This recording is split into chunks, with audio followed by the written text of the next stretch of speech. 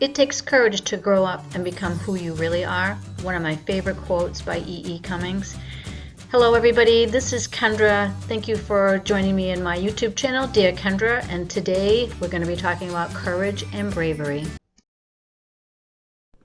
Hey everybody, my next guest is a talented musician. He's not only known for his fantastic music abilities, but also for his determination and his never give up attitude. I have so much respect for him, and I'd like to introduce to you Caleb Flanders, aka Boise. We are on location in his studio today, and so I'm going to turn it over so we can welcome. How you guys So doing? good to see you.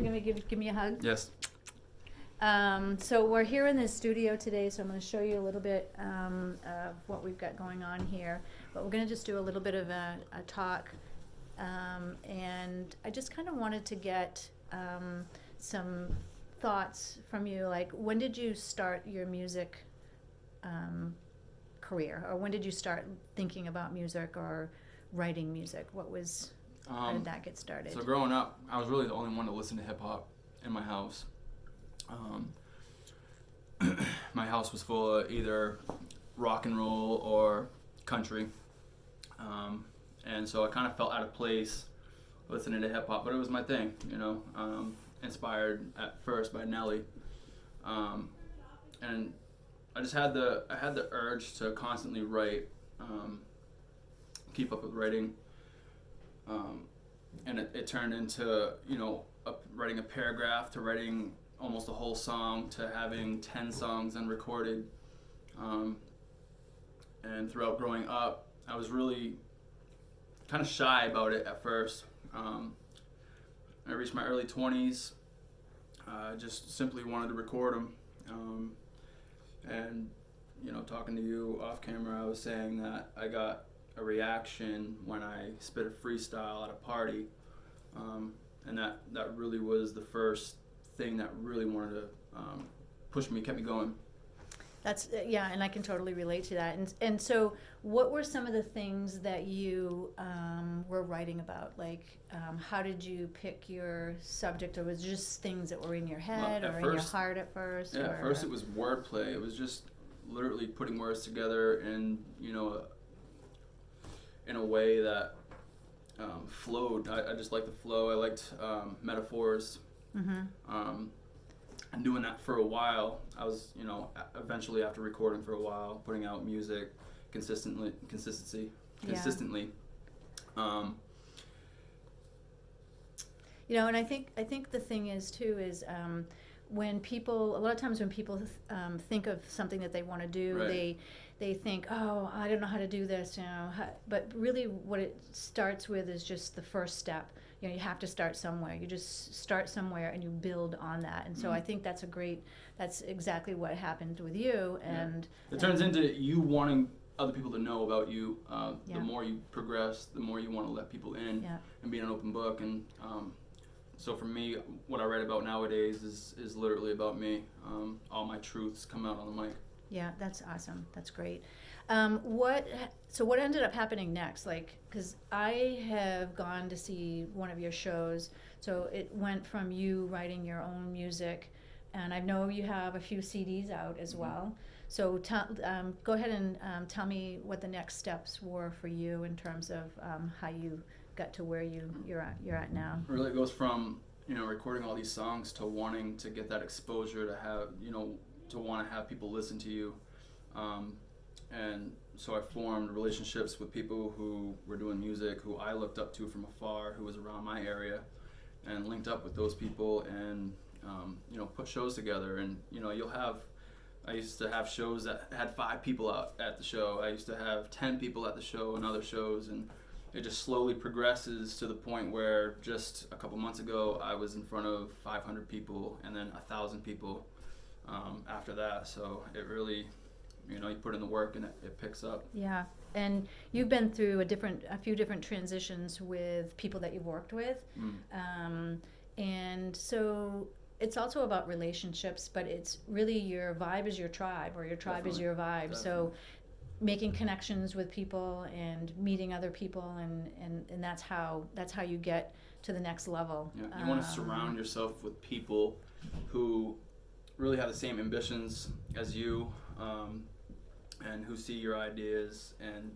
have their own ideas and want to execute those ideas. Not just it's all about action.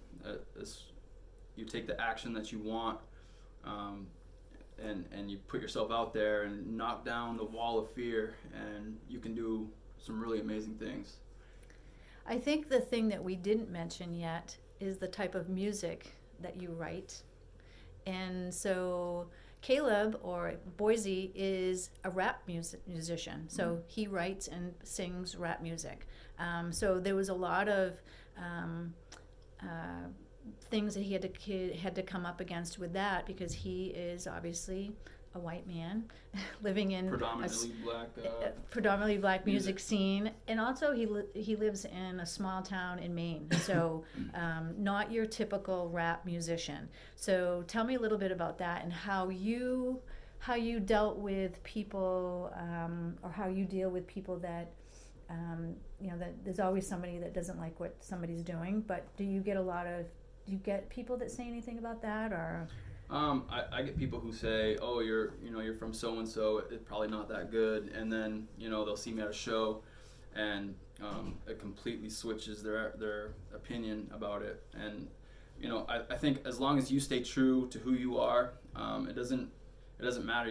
The music that you make is, and you stay true to yourself, it's gonna reach the people that you're trying to reach. Yeah, absolutely. And I think one of the things that I've been impressed most about Boise is that he just doesn't give up. It doesn't matter what anybody says. He's going to do what's in his heart. He's going to do what feels good to him and what he loves to do. And if we can send any message to anybody out there, is if you've got something in your heart that you want to do, it's just you do it. It doesn't matter what anybody else is saying. It doesn't matter what anybody else is thinking. And he, I've seen him at a show and was totally just amazed at his performance, and I'm just so proud of him and so amazed at what he has done. And tell us about the CDs that you have out. What do you have for CDs out? I got a few mixtapes, but the one that I'm more proud of is called Poetically Corrupt. It's on one of the mixtape sites if you're interested, datpiff.com. Yeah. Thank you. I like the title of that one. Yeah. And it's more me. I know my past mixtapes, I was a younger 20s, influenced on the party life, but I think now it's just more me as a human, telling my truths. Yeah. And the other thing is he is a dad. He is a husband. He just moved into this beautiful home here in the country in Maine. So he has a whole other life. You have a job. What do you do? What is your other job? I'm in a warehouse. Okay. Yeah. So this is just an offshoot of the rest of his life. He just has a wonderful, wonderful life, and he's carved out this music scene that's just amazing. So when you're sitting down to write, do you just come in and just start doing things on here, or? I think how do you? It depends on the beat. Yeah. And when you have a beat, it'll give you a feeling, whether it's a sad beat, just a beat that you want to dance to. And that sets the tone right away, and for me, I just kind of vibe out to it, and whatever words come out with that vibe is what I get, and whatever I put down on paper is what it is. Do you ever find yourself being somewhere like at work or driving the car, and you've got this really good beat going, and you're like, what do you do when that comes up? I think what happens? Sometimes it's more like lyrics, not necessarily music that's playing. It's more just lyrics in my head that sometimes I have to jot it down, or sometimes I write it in my phone. Yep. But other times, what you're saying is when I'm listening to songs or music that I like to listen to, it inspires me to want to go right back in the studio and make music. So yeah. Yeah, that's awesome. So tell me about some of the venues that you've been playing, because I know you've been out of state even. and some pretty big crowds. So tell us a little bit about that and what's going on now in the scene. I think the last show we were at, Worcester, Mass, at the Palladium, and Twisted Insane was there, and we opened up for him, and like I said, there was about 500 people in the crowd. Wow, that must have been And it awesome. Yeah, I relate it to doing sports. Yeah. And, before a game, the nerves that come with it, and it really just has everything to do with just going out there and doing it, and just forgetting about the fear, just focusing on what you have to do to execute and bring the entertainment for the fans that were there to see. And I think it's one of my favorite mottos is feel the fear and do it anyway, right? Definitely. And you're not gonna not feel the fear. Well, that's the thing, and we're human. It's what I've told other people is that the fear is going to be there. Even the most successful people have fear. Definitely. But once you're able to move past that and do the things that you really want to do, especially when you're serving other people, when you want other people to see or hear what you're doing, it just becomes an automatic thing after a while. But so if you were to give somebody, I don't know, I think that's pretty much good advice, but anything else that you can say to people that are starting out with something that maybe they aren't sure of, or they want to do something but they're dragging their heels, or anything else that you can give for advice in terms of that can help somebody out? Sure. I just think if you have a passion, whatever it is, all it takes is for you to take that next step into doing it. Sitting there thinking, oh, I wish and I want to, but I can't. It's sort of, I think Jay-Z said it well, it's a loser's mentality. Yeah. I think if you just put the time into, or set time aside strictly for your passion, and take that first step, fear, like you said, is always going to be there. But just as long as you take that first step, you can go on to the next step, and then the next step after that, and it'll grow before you even know it grows. Yeah. So yeah. Yeah, I think what I really love about what you've done is that you've never given up, no matter what. And I was saying to him earlier, before off camera, that even I have days of, things aren't going right, or I don't feel like doing this or whatever, and when I look at him and I'm like, okay, he's not giving up, so I'm not giving up. So we kind of feed off each other in that way. Yeah. So what's next? What's next for you? What's going on that you're working on? What are you working on? Creating new music. I'm trying to put out an EP, which is like a short CD, probably like 6 to 8 songs. Also, my label 656 Records is working on a collaboration mixtape. Awesome. That'll be out this year. How exciting! That's so exciting. Yeah. Oh my God. And more shows to come, for sure. So proud of you. I can't wait to see you in a show. And so the last thing that I'm going to reveal is that Caleb is actually my nephew.